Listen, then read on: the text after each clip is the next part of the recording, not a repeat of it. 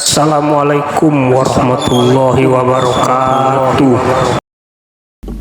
كلا أي لا تفعل مثل ذلك وعرفه بأن الهداية لا تحتاج لجهود ولا محاولات كثيرة وأن هذا التأديب الذي أوحى إليه به كان لإجلال الفقراء وعدم الالتفات إلى أهل الدنيا وهذا القرآن مجرد تذكرة لتنبيه الغافلين فمن رغب فيها اتعظ بها وحفظها وعمل بموجبها وهي مودعة في صحف شريفة القدر.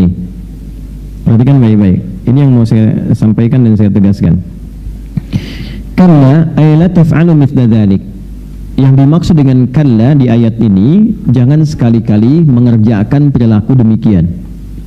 Merendahkan orang yang terlihat kecil secara umum ya, hanya karena ingin mengangkat orang yang punya kedudukan besar, menyenangkan orang-orang yang seakan terlihat punya wibawa. Jadi kita ingin disenangi orang, ingin terangkat kedudukan atau menyenangkan orang lain, tapi ditempuh dengan cara merendahkan yang kecil. Ini makna lainnya yang ditampilkan dalam tafsir ini. Maka jangan pernah terdorong untuk mengerjakan yang demikian. Teruskan dulu. Wa'arafahu bi'annal hidayata la tahtaju li juhudin wa muhawalatin katsirah.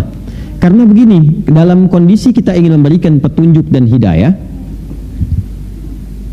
yang paling pokok itu kembali pada pemberi ya. Siapa? Allah. Saya ulangi, yang memberikan hidayah siapa? Yang punya hidayah siapa?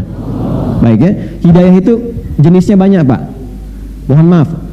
Yang pertama, ada hidayah pada orang Islam. Jangan disimpulkan hidayah itu dibatasi pada non-muslim dengan kondisi masuk Islam saja, tidak. Ada hidayah yang diberikan pada orang Islam yang sudah beriman. Bentuknya apa? Ya, bentuknya kecintaan untuk meningkatkan amal soleh. Jadi ketika Allah memberikan hidayah pada orang beriman, nanti naik statusnya menjadi takwa. Jadi orang takwa. Ya, urutannya begini. Islam, orangnya disebut muslim. Setelah dia menyatakan berislam, dia punya iman kan? Orangnya disebut mukmin. Ya? Nah, iman ini semakin ditingkatkan, semakin kuat, semakin kuat, semakin kuat, semakin meningkat, nanti naik status dari mukmin menjadi muttaqin.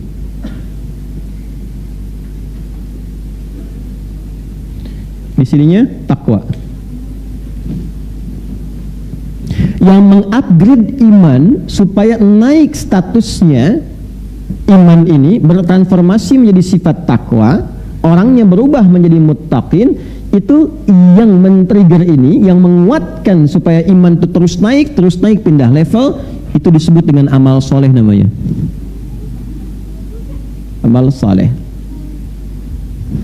Karena itu sering kita dapati kalimat iman di Al-Quran bersanding dengan amal saleh. Wal 'asr innal insana lafi innal ladzina wa.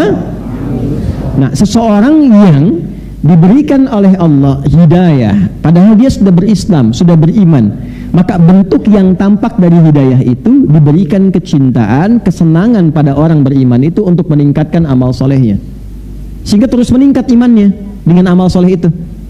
Dan berubahlah dengan itu menjadi pribadi muttaqin. Ini yang dimaksud pembuka surah Al-Baqarah dari ayat 2 sampai 5 itu. Dzalikal kitabu la hudal lil. Nah, bagaimana praktek hudalil muttaqin itu? Imannya dinaikin dari amanu menjadi yu'minun. Alladzina yu'minuna bil ghaibi. Lalu disupport amal soleh wa yuqimunas wa mimma razaqnahum walladzina yu'minuna bima unzila wa ma unzila min wa bil akhirati hum. Nah, itu naik statusnya, naik. Itu bentuk hidayah yang pertama. Jelas? Nah, nanti levelnya naik lagi dari takwa kepada ihsan. Orangnya disebut muhsinin. Ini yang tertinggi. Ini level yang tertinggi. Level ini sudah menjadikan semua kegiatannya sebagai ibadah. Bicaranya ibadah, menatapnya ibadah, mendengarnya ibadah, makannya ibadah, dan dahsyatnya dalam ibadahnya dia selalu merasa diawasi oleh Allah. Jadi karena perasaan ini dia tidak tergerak untuk berbuat maksiat. Itu level ihsan, orangnya muhsin. Ya, misal dia mau minum ini ya, nggak sekedar minum, bagaimana caranya minum ini menjadi ibadah. Dari cara ngambilnya pun dia pastikan. Bagaimana Nabi contohkan? Khudh biyaminika ma yalik, ambil dengan tanganmu yang paling dekat denganmu. Ya, kemudian samillah, kul bismillahirrahmanirrahim, dia sebut nama Allah, dan saat akan minum pun dia merasa dilihat oleh Allah, diawasi oleh Allah, sehingga memastikan cara minum, apa yang diminum semua benar sesuai dengan kehendak Allah. Itulah ihsan. Itu ada di hadis riwayat Muslim nomor hadis yang ke-8. An ta'budallaha ka'annaka tarahu fa in lam takun tarahu fa innahu yarak. Engkau menjadikan aktivitasmu sebagai ibadah dan merasa diawasi oleh Allah saat menunaikannya, sekalipun kau tak mampu melihatnya. Jelas? Kalau sudah seperti itu, paripurna sebagai seorang manusia dan sebagai seorang hamba Allah. Jadi kalau bicara, dia ukur Allah senang nggak dengan bicaranya. Kalau berjalan, dia lihat dulu tempat mana yang dituju, Allah senang nggak dengan tempat itu. Itulah ihsan. Nanti ada latihan di Al-Quran cara membentuk pribadi ihsan. Latihannya ada di Quran surah ke-51 ayat 15 sampai dengan ayat 23. Ya, dari bangun malam, dari tahajud, dari istighfar, dari gemar berbagi, dari latihan kemudian untuk mendekatkan diri kepada Allah. Itu kalau Anda bisa kerjakan, Bapak Ibu sekalian, terus konsisten berusaha mengerjakan itu sampai meninggal, itu disifati oleh Al-Quran sebagai seorang calon penghuni taman surga yang sedang beraktivitas di bumi. Gitu. Jelas ya? Itu minimal luas surganya seluas langit dan bumi. Itu ada di Quran surah ketiga ayat 133 sampai 134. Yang kedua, jenis hidayah itu diberikan kepada orang yang belum berislam untuk mengenal dan masuk ke dalam Islam. Ini ada yang non. Ini Islam, ini non-Islam, non-Muslim.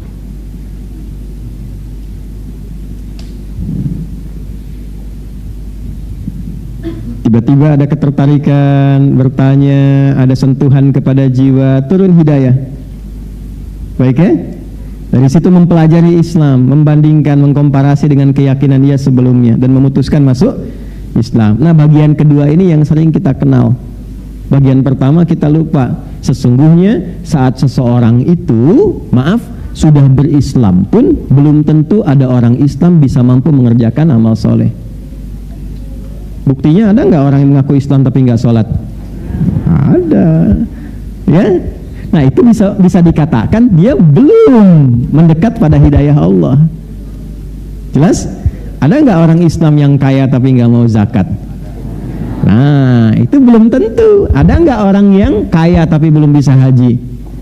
Ada. Jalan-jalan ke tempat wisata bisa, haji belum tentu bisa. Nah ini belum tentu dapat hidayah. Caranya kita doakan. Itulah sebabnya muncul pengajian untuk mencas lagi supaya senang amal saleh. Ini selama hidup sudah pernah tahajud belum? Selama hidup sudah pernah salat tasbih belum? Selama hidup apa? Urutkan. Kan saya sering pernah katakan, coba bikin menu-menu keislaman. Itu aja sampai meninggal kita jaga. Ya, syahadat jaga. Kan 5 yang pokok itu. 1 syahadatain kan? Satunya kenal Allah, asyhadu an la ilaha. Mesti kenal, mesti ada ilmu. Kalau nggak ada ilmu, nanti lemah syahadatnya. Dikasih jabatan bisa pindah, kasih sembako pindah. Ya, sekarang dengan kata-kata rayuan bisa pindah, itu bahaya kan? Ya, makanya mesti ada ilmunya. Fa'lam annahu la ilaha illallah, mesti ada ilmu. Yang kedua itu, ya di bagian pertama, sub keduanya, wa asyhadu anna Muhammadan, kenal Nabi. Harus kenal Nabi Muhammad. Jangan cuma di lisan syahadat, kenali. Karena semua yang terkait dengan beliau itu teladan hidup. Kenali beliau itu siapa, lahirnya di mana, keluarganya bagaimana, perjalanan hidupnya seperti apa. Dari mulai kecil sampai dengan wafatnya, bagaimana perilakunya, ikuti. Nah itulah makna syahadat. Kita sholat, ikuti bagaimana cara Nabi sholat. Ya? Bukan hanya sholatnya, tapi cara berbakti pada orang tua bagaimana, cara mengenal teman bagaimana, cara berkeluarga seperti apa. Itulah asyhadu anna Muhammadar Rasul. Kalau bisa mengerjakan itu, turun cinta Allah. Turun cinta Allah itu nggak sembarangan Bapak Ibu. Bagian kedua dari syahadat itu penentu cinta Allah Subhanahu wa taala. Itu ada di Quran surah ketiga Ali Imran di ayat ke-31. Qul in kuntum tuhibbunallaha fattabi'uni yuhibbukumullahu wa yaghfir lakum dzunubakum. Firaukan Muhammad sallallahu alaihi wasallam, katakan pada seluruh hambaku yang serius mencintaiku, kata Allah, buktikan cintamu, buktikan kesungguhan cintamu padaku dengan mengikuti ini Muhammad sallallahu alaihi wasallam. Jadi kalau kita mampu ikuti Nabi, belajar aja pelan-pelan secara proporsional. Hari ini saya mau belajar cara bangun tidurnya Nabi. Cari kalau Nabi bangun tidur bagaimana, diikuti dengan dasar kita ingin ikut Nabi. Maka saat kita melakukan itu turun cinta Allah. Tuh. Saya ingin belajar bagaimana cara memandangnya Nabi. Nabi kalau melihat tuh bagaimana? Diikuti, keluarkan ayat, keluarkan hadisnya, dipraktekkan, sepekan belajar itu, turun cinta Allah, dilekatkan pada pandangan kita.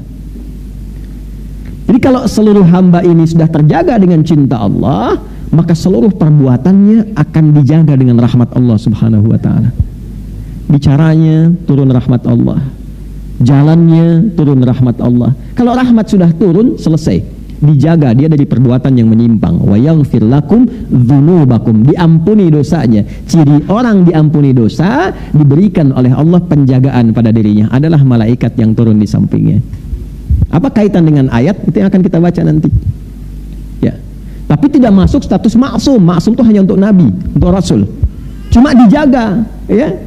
Penjagaannya berupa kemuliaan. Dalam bahasa Arab disebut dengan karamah namanya. Ya, kalau nabi dapat mukjizat, kalau manusia biasa mendapatkan apa? Karamah. Dan karamah tidak diperjualbelikan, tidak buka papan nama ya. Gitu. Biasanya ketahuannya setelah meninggal. Ya, baru ketahuan. Kalau mukjizat didemonstrasikan untuk menunjukkan legalitas kenabiannya.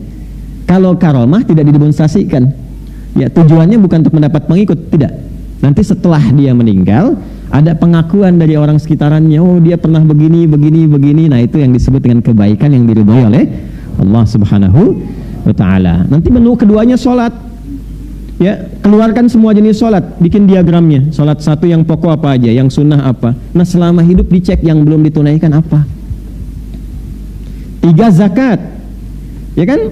Termasuk rukun Islam kan? Nah, udah pernah zakat belum? Kalau belum, bikin cita-cita. Selama hidup saya pengen zakat. Dulu orang mau kaya dengan dagang itu bukan karena ingin kayanya, supaya bisa beramal soleh dengan harta. Di tujuan kaya itu supaya bisa zakat, supaya bisa infak, supaya bisa sedekah, bukan untuk pamer. Kalau pamer yang di jahiliyah, Pak. Jahiliyah itu bekerjanya supaya kaya buat pamer. Makanya dulu ada tempat kumpul-kumpul untuk pamer harta, nggak tanggung, dihitung. Ya, dihitung. Makanya nanti salah satu sebab turunnya surah Al-Humazah itu karena kebiasaan ini. Ada namanya aswak, pusat hiburan. Suq Uqad, Suq Dumatul Jandal, dan yang paling elit, paling prestisius, Anda kan lihat kalau ke Mekah, ke Masjidil Haram, di sampingnya ada bukit besar yang ada istana itu. Nah, itu tempat paling elitnya, namanya Jabal Qubais. Jabal Qubais. Ini dulu tempat paling elit. Orang berkumpul setiap pekan hanya untuk pamer kemewahan. Jadi sepekan itu yang berniaga, ya kan? Yang cari macam-macam, semua kumpul di tempat ini untuk pamer, untuk diukur siapa yang hartanya paling banyak, karyanya paling bagus. Yang karyanya paling bagus ditulis dengan tinta emas, nanti dikelilingkan ke Ka'bah, disebut dengan mu'allaqat, yang ditempelkan di Ka'bah. Kelak di era Islam akan diganti dengan kain kiswah yang berisikan ayat Quran dan Asmaul Husna. Jelas? Nanti yang paling kaya diangkat status jadi terhormat. Nih, jadi crazy rich kalau sekarang, yang punya kedudukan. Ya, jadi kalau misalnya maaf hanya untuk update status, flexing, oh jahiliyah udah hatam. Udah hatam dan terkenal pada masa itu. Tokohnya ada, bisa dilacak. Anda pun kenal sampai sekarang tuh. Ya, tahu Abu Jahal, Abu Lahab, tahu kan? Gitu. Jadi itu diantara tokoh-tokoh yang dulu, yang flexing ada. Yang pamer-pamer ada, yang suka ngitung-ngitung ada, ya, habis ngitung roasting orang juga ada, gitu. Sudah ada dulu, ya. Ya. Ada ayat roasting itu ada suratnya. Wailul likulli humazatil. Celaka orang yang suka roasting orang lain tuh. Jangan dipotong kalimatnya. Ya, alladzi jama'a mala wa. Habis itu hitung-hitung honor, dilihat-lihat, kumpulin, hitung-hitung. Ya, ini kecenderungan kalau orang sudah banyak harta cenderung merendahkan orang yang kecil. Ya, yahsabu anna malahu akhlada, dia menduga harta itu membuat dia naik status elit dan mengekalkan eksistensinya dan sebagainya. Nah, ini kondisi ketika Islam datang, hidayah turun, dibimbing jadi lebih baik. Jadi orang bekerja itu bukan naikkan status jadi semata kaya, bukan, tapi bagaimana dia bisa beribadah dengan hartanya. Maka zakat jadi tujuan. Maka selama hidup kita mesti punya cita-cita. Cita-cita saya yang ketiga, satu, saya bisa zakat selama hidup. Jadi kebanggaan di hadapan Allah saat diagram keislaman kita dievaluasi. Kan ada checklistnya tuh. Anda masuk kantor kan di checklist. Masuk Islam di checklist juga nanti. Checklist pertama syahadat, kuat enggak? Checklist kedua sholat tuh di hari kiamat dihisab. Yang ketiga checklistnya zakat, ada enggak? Maka punya cita-cita dari sekarang. Enggak akan dilihat berapa jumlahnya. Yang penting selama hidup saya pernah zakat, saya pernah infak, saya pernah sedekah. Masuklah checklist catatan buku kita. Kitab, iqra kitabak, baca nih kitabmu. Kafa binafsika al-yawma 'alaika hasiba. Inilah hisab yang pernah kamu kerjakan selama di dunia. Jadi jangan bangga dulu kalau hartanya dititipkan lebih, dicek dulu fungsi ibadah dari harta itu berapa yang sudah terlaksana. Awas, apalagi yang paling berlebih selama hidupnya, wakaf aja belum pernah. Nanti hati-hati tuh hisabnya. Ya, minimal cari yang kecil dulu, wakaf mushaf pelan-pelan sehingga meringankan hisab. 4 apa? Puasa. Keluarkan menu-menu puasa. Bukan hanya Ramadan, puasa Senin, puasa Kamis, puasa Ayyamul Bid misalnya, ya. Pernah aja kerjakan supaya kita senang, ada checklistnya, kita pernah mengerjakan itu. Ya. Yang kelima, haji, umrah. Nabung supaya ada usahanya. Man istata'a ilaihi sabila. Kalau meninggal belum pernah ibadah haji, belum pernah umrah, tapi ada catatan malaikat selama hidupnya dia berusaha menabung untuk mewujudkan itu. Itu aja, simple kok. Kalau profesinya silahkan jadi dokter, silahkan jadi arsitek, silahkan, ya kan? Silahkan. Nah, fungsinya kita mengaji seperti ini untuk mengingatkan kembali, jangan-jangan selama hidup ada yang belum terlaksana. Maka pengajian salah satu cara kita menjemput hidayah. Sehingga ketika hidayah itu didapatkan, kembali dari sini kita ingat lagi kita belum sholat yang sunnah, belum mengerjakan ini, masukkan itu ke dalam menu kehidupan kita sebelum meninggal. Itu yang dimaksud dengan hidayah bagian pertama. Bagi yang mengajar seperti saya, ya, posisikan semua sama yang datang. Jangan karena yang ini punya status ngadapnya ke sini aja, yang ini nggak pernah dilihat misalnya. Bisa beragam, bisa yang datang itu sambil jualan. Ya, itu di luar kan banyak yang dagang. Ya, yang dagang pun diniatkan untuk ikut belajar. Sehingga waktunya ngaji dulu. Nanti saya sampaikan pada Anda itu yang di luar tolong dibeli ya. Ya, dibantu dibeli, ya, terus saling mengisi satu dengan yang lainnya, saling mendoakan. Anda yang membeli doakan supaya berkah dagangan, yang dibelinya mendoakan Anda supaya nyaman dengan itu, bisa ibadah jadi tenaga yang baik. Itu kan indah. Enggak, saya nggak bicara yang lain-lain, saya bicara yang di sini. Anda jangan kemana-mana.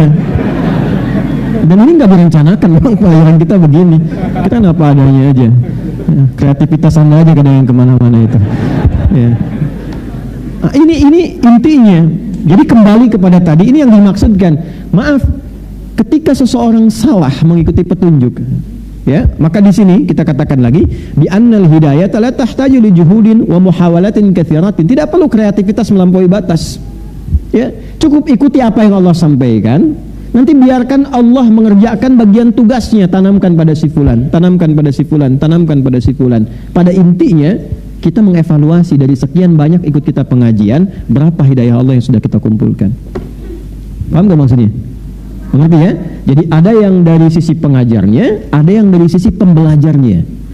Ayat ini ketika diturunkan mengoreksi kepada pengajarnya, jangan sampai ada pengajar-pengajar ketika ingin mengajarkan nilai Islam supaya orang dapat hidayah, mengemas itu dengan cara-cara yang berlebihan. Gak perlu berlebihan pun, kalau Allah berkehendak dapat, ikuti aja petunjuk Allah, simpelnya demikian. Maka petunjuk Allah itu secara konseptual datangnya lewat Nabi. Kalau bicara begini, kalau mengerjakan dengan perilakumu seperti ini, kalau kamu ingin berkata demikian seperti ini, kalau ingin menyampaikan kisah seperti ini.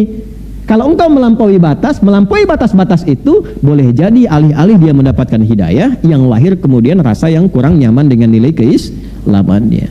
Paham sampai sini? Maka nanti ada pelurusan kembali di situ. Jelas ya? Baik.